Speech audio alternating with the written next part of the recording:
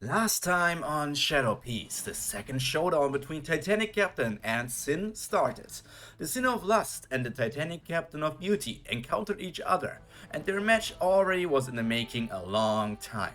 It all started with an elegant sword performance of Cavendish, cutting 8 foxfire balls until they were completely gone. But he was caught off guard by the nymph Flame and got hit in the back. The actual damage was minimal, but since then, the pirate prince had been standing motionless on the battlefield. At first, his attendant Suleiman just thought he was angered by the trick the Blackbeard pirate used. However, after Katarina sliced effortlessly through the chest of the rookie, he knew something was up. The beheader had trained with Cavendish ever since they left Dressrosa, and also grew a lot in that time. This may have been a personal battle, but he wouldn't just stand by as his leader was about to get mutilated by a pirate with no class. Much to Devin's surprise, he managed to disarm her. Ha! You asked me what kind of follower I am? In the same movement, he removed her weapon. Suleiman fluidly switched to a backhand slash, going for her throat, forcing her to jump backwards. Well, that's an easy question.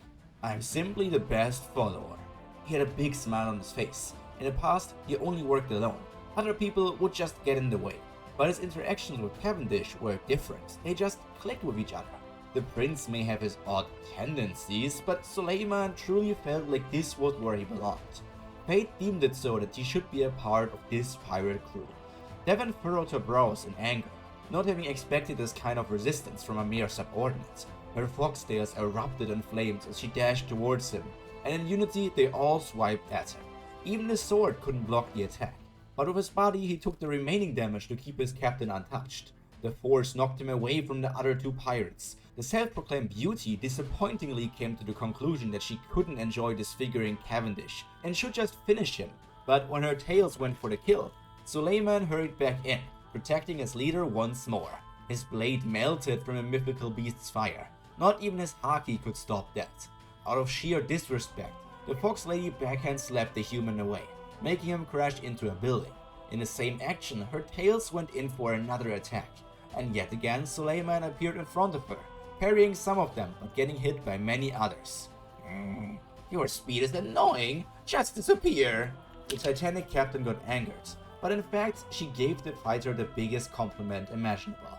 His speed was the one thing he wanted to improve the most. In the past, he couldn't even see Hakuba, and so he began training. With one arm already out of business, his sword liquefied, and nowhere left to run. Suleiman basically accepted that his next attack would kill him. But if his death could buy Cavendish even just another second to return to normal, he would take that deal. You better win, you narcissistic bastard. An executioner turned pirate, and now he saw 9 fiery tails approaching him at a rapid speed.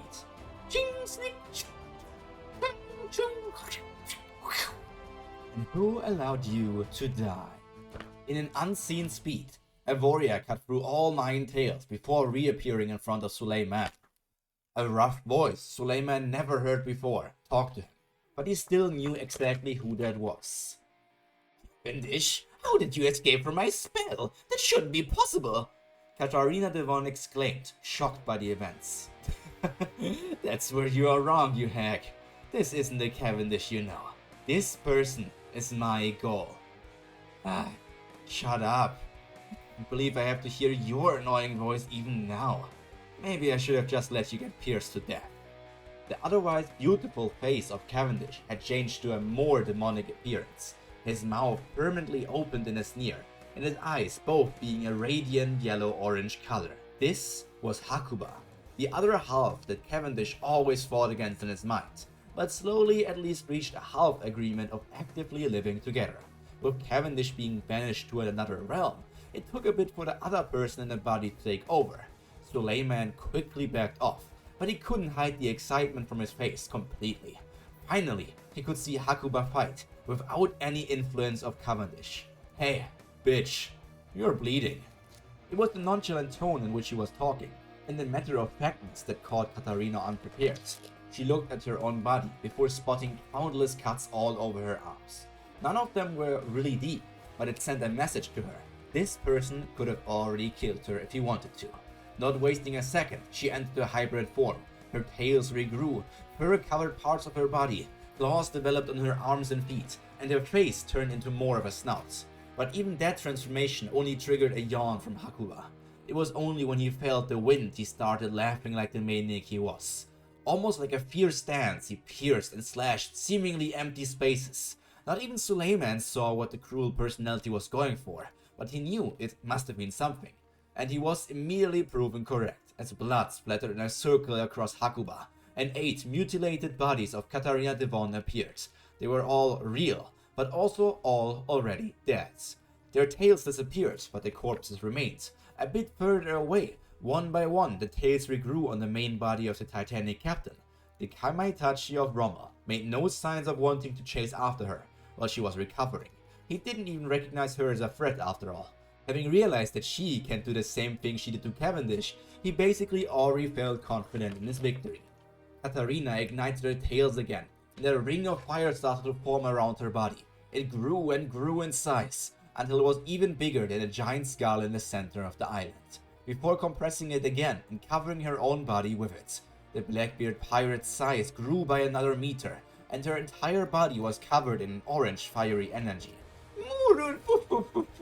You will regret letting me prepare this.